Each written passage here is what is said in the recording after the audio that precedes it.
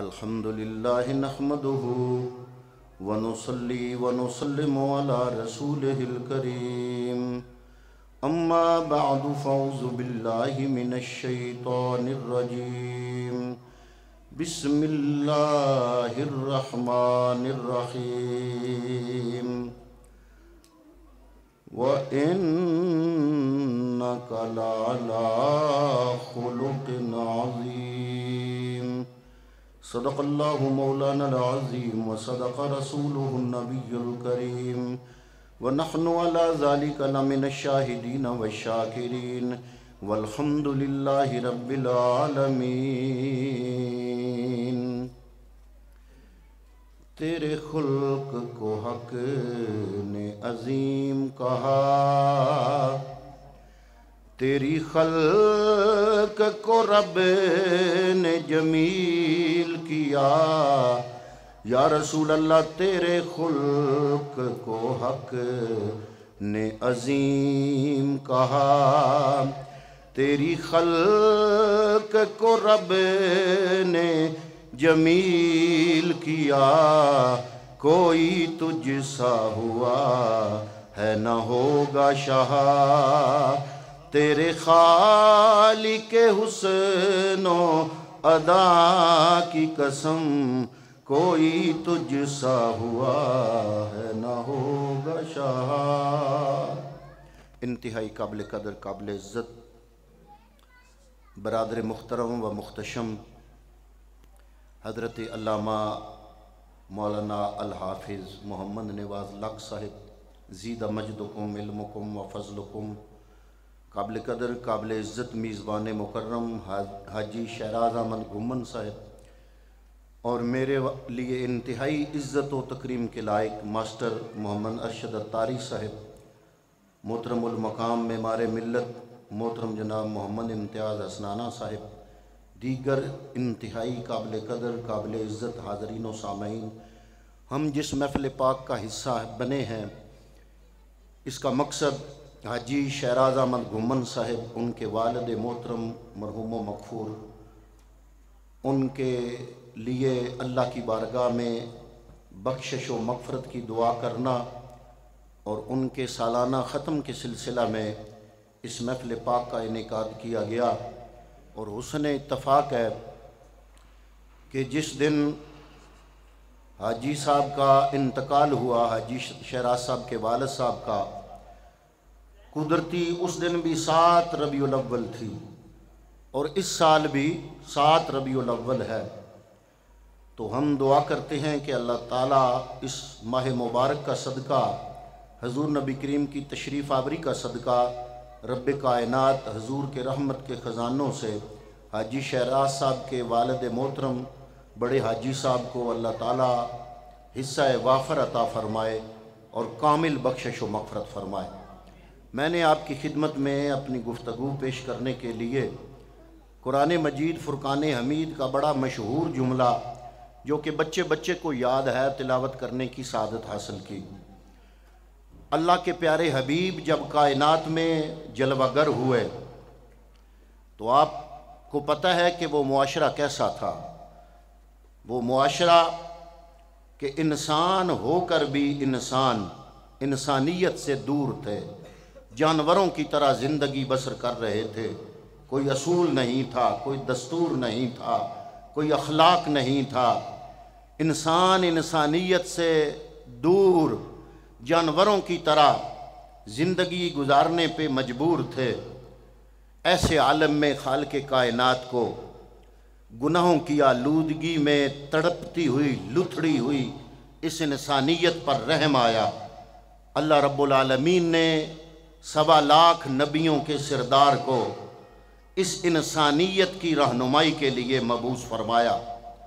وہ لوگ چونکہ حضور نبی رحمت صلی اللہ علیہ وسلم کی حقانیت کو جانتے نہیں تھے، لوگوں نے تو کہا کہ ہمیں یہ چیز کر کے دکھاؤ، وہ چیز کر کے دکھاؤ، لیکن حضور نے بذات خود کسی معجزے کو پایہ تکمیل تک پہنچانے کا چیلنج یا وعدہ یا اعلان ان کے سامنے نہیں کیا، بلکہ جب کفار مکہ نے سوال کیا کہ اگر تم سچے نبی ہو، سچے رسول ہو، تو بتاؤ تمہارے پاس معجزہ کیا ہے، حضور نبی رحمت صلی اللہ تعالیٰ علیہ وسلم نے کفار مکہ کے مطالبے پر معجزے ضرور دکھائے، لیکن جب کفار مکہ نے حضور نبی کریم صلی اللہ تعالیٰ علیہ وسلم کی بعثت کی صداقت کی نشانی بول کے میرے نبی سے مانگی، تو میرے نبی نے یہ نہیں کہا کہ میں وہ نبی ہوں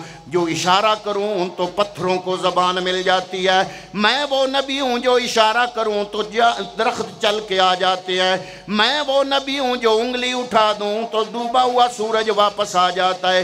جب کفار، حالانکہ یہ سارے کام آپ نے کر کے دکھائے، لیکن کفار مکہ نے جب آپ کی صداقت کی دلیل آپ سے مانگی، آپ نے بڑا خوبصورت جملہ ارشاد فرمایا، فَقَدْ لَبِّسْتُ فِيكُمْ عُمَرًا مِّن قَبْلِهِ، اے مجھ سے نبوت کی صداقت کی دلیل مانگنے والوں، فَقَدْ لَبِّسْتُ فِيكُمْ عُمَرًا مِّن قَبْلِهِ، کیا میں نے ایک زندگی تم میں نہیں گزاری؟ کیا تم نے میرا اٹھنا بیٹھنا نہیں دیکھا؟ کیا تم نے میرا انداز زندگی ملاحظہ نہیں کیا؟ کیا تم نے میرا طرز زندگی نہیں دیکھا؟ کیا تم نے میرا لین دین کے معاملات کو نہیں دیکھا؟ میری زندگی کے لمحے لمحے سے واقف ہو؟ حضرات محترم، کائنات کے اندر سب سے مشکل کام اپنے آپ کو لوگوں کے سامنے پیش کرنا ہے۔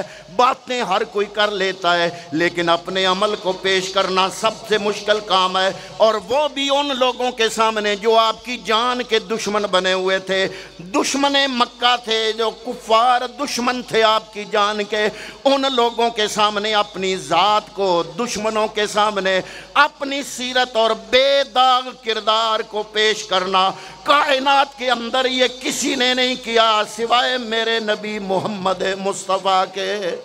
اسی لیے امام اہل سنت نے کہہ دیا کہ تیرے خلق کو حق نے عظیم کہا، تیری خلق کو رب نے جمیل کیا، کوئی تجھ سا ہوا ہے نہ ہوگا شاہ، تیرے خالق حسین و ادا کی قسم۔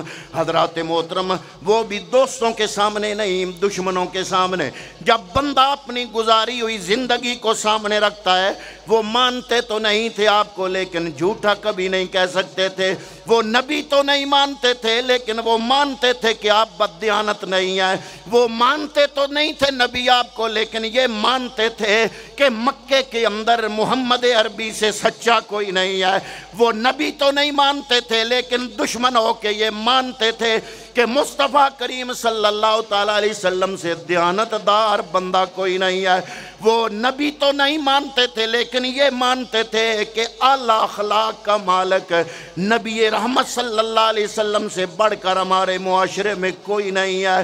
حضرات محترم، یہ بہت بڑی بات ہے کہ دشمنوں کے سامنے اپنے کردار کو پیش کر دینا، دشمنوں کے سامنے اپنی سیرت کو پیش کر دینا۔ اسی لیے تو علماء اہل سنت کا بڑا مشہور قول ہے کہ جب اللہ تعالیٰ کو منوانے کے لیے میرا نبی مکے کے لوگوں کے سامنے آئے، اللہ کو منوانے سے پہلے مصطفیٰ نے اپنی ذات کو منوایا، اپنے اخلاق کو منوایا، اپنے کردار کو منوایا۔ حضرات محترم، حضور نبی کریم کا مشہور قول ہے، آپ کا ارشاد ہے، آپ فرماتے ہیں بوئستو لیو تمم مکارم الاخلاق، میں محمد عربی اخلاق کی بلندی اور اخلاق کی تکمیل کے لیے دنیا میں بھیجا گیا ہوں۔ حضرات محترم، علماء کرام نے جو اخلاق کے حوالے سے بڑی بحثیں کی ہیں، ایک کیونکہ میرے پاس وقت بھی شارٹ ہے، میں سارے مضمون کو شارٹ کرتے ہوئے صرف اتنی گزارش کرنا چاہتا ہوں کہ دنیا میں 3 قسم کے جانور ہیں۔ ایک جانور وہ ہیں جو صرف فائدہ دینے والے ہیں، مثلا گائے ہے، بھینس ہے، بکری ہے، وہ صرف فائدہ دیتی ہے اگر ان کو بھوک لگی ہو، وہ دوسری بکری کو بکری نہیں کھائے گی، ایک گائے دوسری گائے کو نہیں کھائے گی، بھینس دوسری بھینس کو نہیں کھائے گی، وہ بھوکی مر جائے گی لیکن کسی گائے کو گائے نہیں کھائے گی، بکری کو بکری نہیں کھائے گی۔ کیوں؟ اس لیے کہ وہ صرف فائدہ دینے والے جانور ہیں۔ اور دوسرے جانور کی قسم ہے درندہ صفت جانور، یعنی شیر اور چیتا وغیرہ، اگر ان کو بھوک لگی ہو تو یہ نقصان دیتے ہیں، لیکن جب ان کو بھوک نہ ہو تو مثل مشہور ہے کہ جب شیر رجا ہوا ہو، سیر شدہ ہو، پیٹ بھرا ہوا ہو، تو اس کے اوپر چوہا بھی اچھل کود کرتا رہے تو وہ جاگتا نہیں ہے، اس کو بھی نقصان نہیں دیتا۔ یہ دوسری قسم کا جانور ہے۔ اور تیسری قسم کے جانور جو موذی جانور ہیں، چاہے یہ پیٹ بھرا ہوا ہو یا خالی ہو، چاہے ان کا فائدہ ہو یا نہ ہو، یہ ڈسنے سے باز نہیں آتے۔ لیکن حضرات محترم، جس انسان میں اخلاق نہیں ہے، اللہ کے قرآن نے اس کو ان جانوروں سے بھی بدتر کہا ہے۔ فرمایا اولئک کالانعام بل ھم اضل، وہ انسان جس کا دل ان تمام حقائق سے بے بہرائے، آنکھیں بے بہرائیں، جس کی فکر میرے محبوب کریم صلی اللہ علیہ وسلم کی تعلیمات سے بے بہرائے۔ فرمایا اولئک کالانعام، یہ جو موذی جانور ہیں، درندہ صفت جانور ہیں، ان سے وہ انسان زیادہ نقصان دہ ہو جاتا ہے کہ اپنا فائدہ ہو یا نہ ہو اپنے بھائی کا نقصان کرنے پہ تیار ہو جاتا ہے۔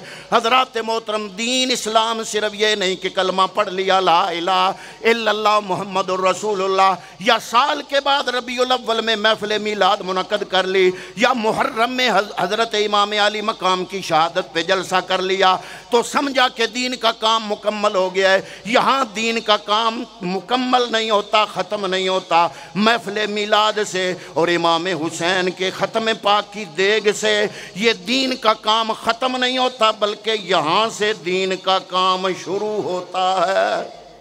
محفل میلاد منائی جائے لیکن یہ ابتدا ہے، یہ نسبت جوڑنے کا بہترین طریقہ ہے، حضور کی یاد کے ساتھ، حضور کی نسبت کے ساتھ، حضور کی ذات کے ساتھ، لیکن یہ پہلا قدم ہے، اس سے اگلا سفر ابھی باقی ہے۔ کملی والے فرماتے ہیں جو اخلاق میں محمد عربی نے تجھے عطا فرمائے ان اخلاق کو اپنا لو کہ چلتا پھرتا انسان ہو لیکن اس میں سے قرآن کی تصویر نظر آ رہی ہو۔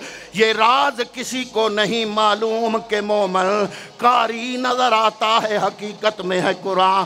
بندہ انسان جب میرے نبی کا میلاد منائے تو کم از کم ایک میلاد گھر میں ہو تو وعدہ کرے اپنے آپ سے کہ آج سے محمد مصطفیٰ صلی اللہ علیہ وسلم جن کا میں میلاد منا رہا ہوں ان کی ایک سنت میں اپنے اوپر لازم قرار دیتا ہوں۔ کیوں؟ اس لیے کہ جو ہم میلاد مناتے جائیں گے نبی کریم صلی اللہ تعالیٰ علیہ وآلہ وسلم کی غلامی میں پختہ ہوتے جائیں گے۔ اسی لیے تو قرآن مجید نے اخلاق پر زور دیا، خود کائنات کے تاجدار نے اخلاق پر زور دیا۔ تین قسم کے اخلاق ہیں۔ ایک ہے اخلاق حسنہ، جس کے بارے میں اللہ نے حضرت ابراہیم علیہ السلام کو فرمایا یا خلیل، اے میرے خلیل، احسن خلقکم ولو مع الکفار، اپنے اخلاق کو اچھا کر لو چاہے کفار کے ساتھ ہی کرنا پڑ جائے۔ حضرت موسیٰ علیہ السلام نے بھی یہی اپنائے، جن کا ذکر قرآن مجید میں ہے کہ ان النفس بالنفس والعین بالعین والانف بالانف والاذن بالاذن والسن بالسن، سورہ المائدہ کی آیت نمبر 45 ہے۔ اور یہ ہے جناب اخلاق حسنہ کی مثالیں۔ اور دوسرا اخلاق ہے اخلاق کریمانہ۔ اخلاق کریمانہ یہ ہے کہ کوئی آپ کے ساتھ اچھا سلوک کرے تو آپ اس کے ساتھ اچھا سلوک کرو، اگر برا سلوک کرے تو معاف کر دو۔ حضرت محترم حضرت عیسیٰ روح اللہ کو ایک بندے نے گالیاں دینا شروع کر دی، حضرت عیسیٰ کھڑے ہو کہ اس بندے کو دعائیں دے رہے ہیں۔ دیکھنے والے بندوں نے کہا کہ یہ جناب عجیب معاملہ ہے، وہ گالیاں بکتا ہے آپ دعائیں دے رہے ہو۔ حضرت عیسیٰ روح اللہ نے جواب ارشاد فرمایا کلو اناء یترشح بما فیہ، ہر برتن میں میں سے وہی نکلتا ہے جو برتن کے اندر ہوتا ہے۔ یہ ہیں جناب اخلاق کریمانہ۔ یہ دو قسمیں اخلاق کی، ایک ہیں اخلاق حسنہ اور ایک ہیں اخلاق کریمانہ، اور تیسری قسم اخلاق کی اخلاق عظیمہ ہے۔ اور یہ اخلاق عظیمہ کیا ہے؟ اللہ نے قرآن مجید میں اس کی وضاحت فرمائی۔ حامیم السجدہ آیت نمبر 34، اللہ رب العالمین فرماتا ہے ادفع باللتی ہی یا احسن، کہ جب تم کسی کو کچھ لوٹانے لگو، اگر کوئی تمہارے ساتھ نیکی کرے تو اس سے اچھا سلوک کرو، اور اگر کوئی برا بھی کرے تو اس کے لیے اپنے دل میں اچھی نیت رکھو۔ حضرات محترم، جنگ احد میں چند صحابہ کرام رضوان اللہ تعالی علیہ مجمعین جب فتح حاصل ہو گئی، ایک بار کفار بھاگنے لگ گئے، انہوں نے اجتہاد کیا، اجتہادی خطا کی کہ کملی والے نے تو فرمایا تھا شکست ہو یا فتح ہو، تم نے یہ اوپر ایک دستہ مقرر کیا تھا پہاڑ کی چوٹی پر، یہاں سے اترنا نہیں۔ لیکن جب انہوں نے دیکھا کہ لشکر بھاگ رہا ہے کفار کا، انہوں نے اجتہاد کیا اور اجتہاد میں خطا ہوئی، انہوں نے جلدی جلدی وہ جگہ چھوڑ دی اور نیچے آنا شروع ہو گیا۔ تو جوابی کاروائی میں کیا ہوا؟ خالد بن ولید اس وقت ابھی مسلمان نہیں ہوئے تھے، انہوں نے پیچھے مڑ کے دیکھا کہ وہ درہ خالی ہے جہاں پہ تیر انداز کھڑے ہوئے تھے، انہوں نے، وہ ابھی مسلمان نہیں ہوئے، کفار کی طرف سے لڑ رہے ہیں، پورے لشکر کو پھر دعوت دی، اوپر سے آ کر اسلام کے لشکر پر حملہ آور ہو گئے۔ جب حملہ کیا تو 70 صحابہ کرام رضوان اللہ تعالی علیہ مجمعین جو حفاظ تھے وہ شہید ہو گئے، بڑا نقصان ہوا۔ حضرات محترم، بڑی یہ اجتہادی خطا تھی، لیکن اللہ رب العالمین نے اپنے محبوب کو فرمایا وہاں پہ کوئی اور کمانڈر ہوتا تو پتہ نہیں کیا کرتا، کتنے کتنے قانون ان پہ لاگو کرتا، لیکن یہ کمانڈر کائنات کا واحد کمانڈر ہے کہ اللہ رب العالمین نے اپنے پیارے محبوب کریم صلی اللہ علیہ وسلم کو فرمایا اے محبوب، جانی نقصان ضرور ہوا ہے کہ فتح شکست میں ضرور بدلی ہے، لیکن نہیں، فاعف عنہم، اے محبوب ان کو معاف کر دو، اور صرف معاف نہ کرو، واستغفر لہم، ان کے لیے رب کی بارگاہ میں بخشش کی دعا بھی کر دو، اور صرف بخشش کی دعا نہ کرو، وشاورہم فی الامر، اپنے معاملات میں ان سے مشورہ لیا کرو۔ حضرات محترم، حضور نبی رحمت صلی اللہ تعالیٰ علیہ وسلم نے اپنے دشمن کے ساتھ بھی اخلاق کے ساتھ آپ پیش آئے۔ ایک ہماری زندگی ہے، ہم یہ سمجھتے ہیں کہ داڑھی رکھ لی، 5 وقت کی نماز میں پڑھتا ہوں، میں نے عمرہ بھی کیا ہوا ہے، حج بھی کیا ہوا ہے، لیکن میرے اخلاق کا یہ عالم ہے، میرا سگا بھائی مجھ سے ناراض ہے، مجھے توفیق نہیں ہوئی کہ میں اپنی انا کو توڑ دوں، اپنے آپ کو جھکا دوں، اپنے سگے بھائی کے ساتھ اپنے روابط بحال کروں، اپنے ہمسایوں کے ساتھ اپنے روابط کو بحال کروں۔ میں یہ سمجھتا ہوں کہ سحری کے ٹائم اٹھ کے تہجد پڑھ لینے سے، 4 نمازیں پڑھ لینے سے رب خوش ہوتا ہے۔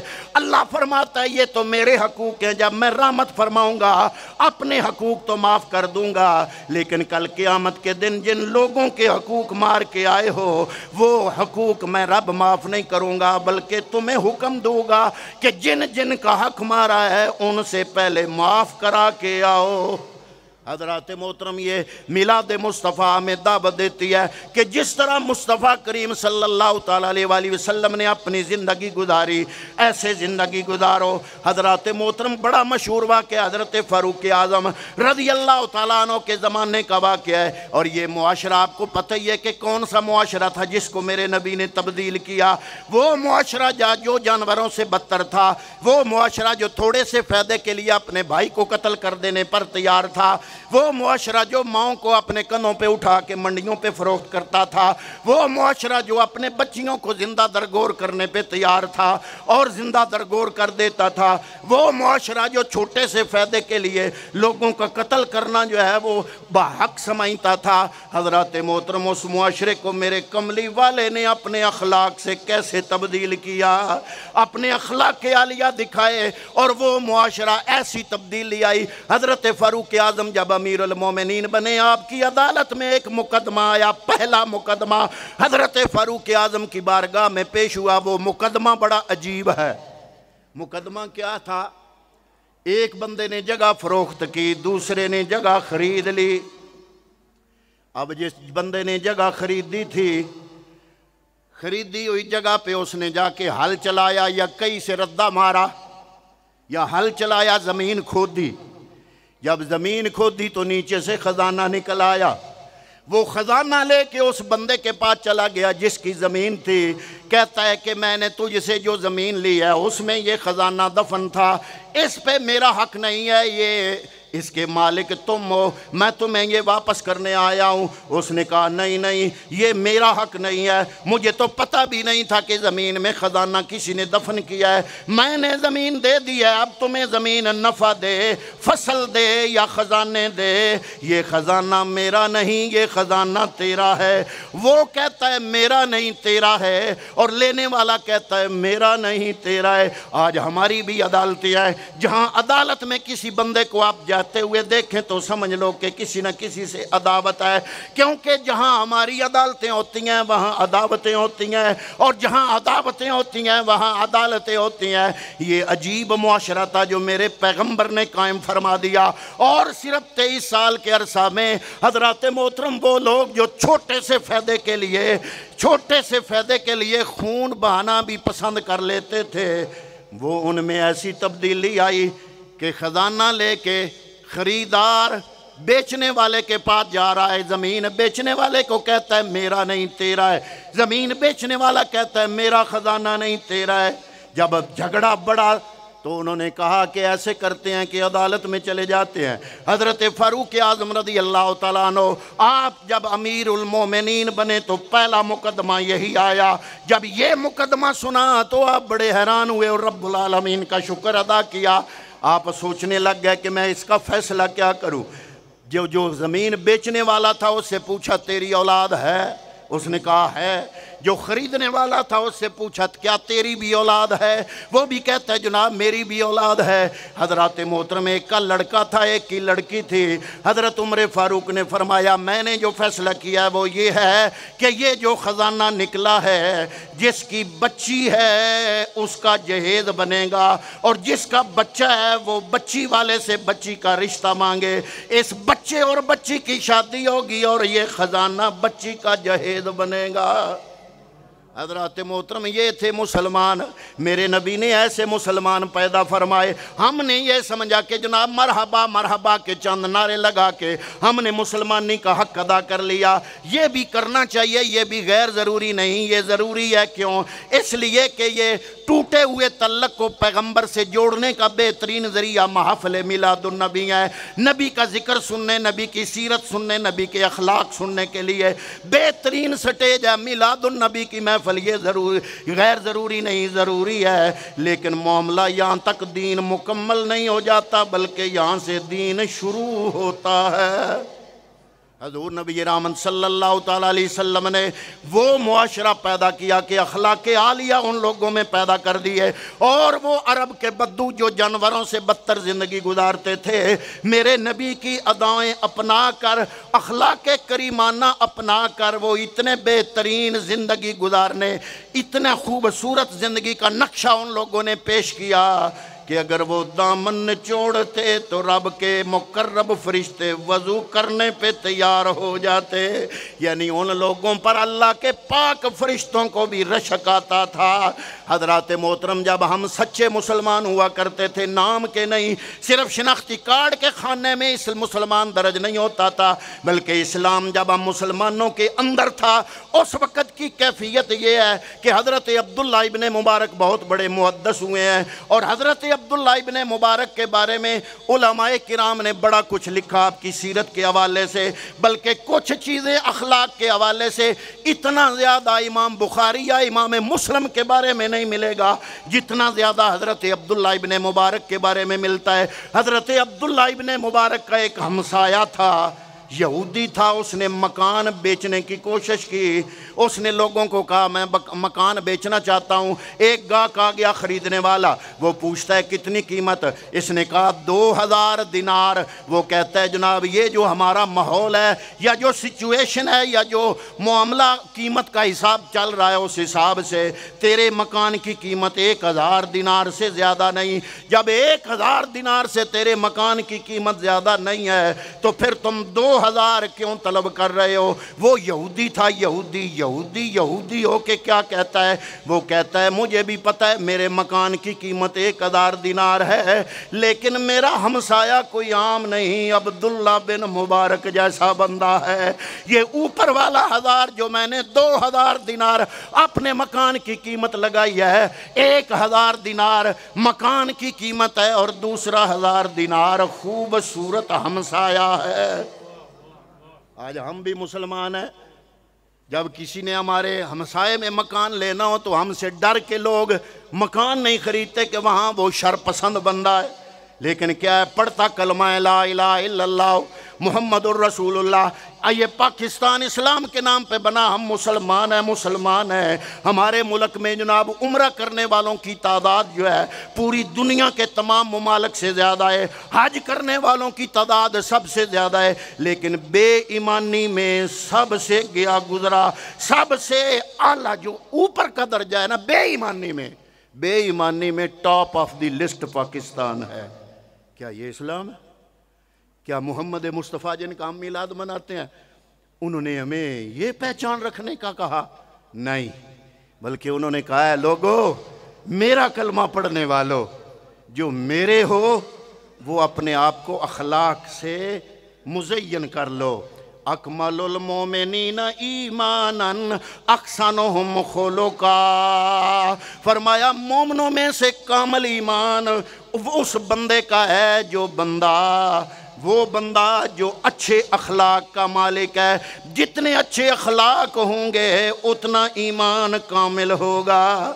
ہم نے صرف ایمان کو سجدوں میں ڈھونڈا، ہم نے صرف ایمان کو نمازوں میں، یا ہم نے صرف ایمان کو صرف چند روایات میں تلاش کیا کہ جناب رمضان المبارک میں نے کھجوروں سے لوگوں کا روزہ افطار کرا دیا، ربیع الاول میں میلاد کی محفل منعقد کر لی، جلوس میں شامل ہو گیا، محرم میں امام حسین کے نام کی دیگ پکا دی، لیکن میرے اٹھنے بیٹھنے میں کوئی فرق نہ آیا، میرے اخلاق میں کوئی تبدیلی نہ آئی، تو میں نے اسلام کا حق ادا نہیں کیا۔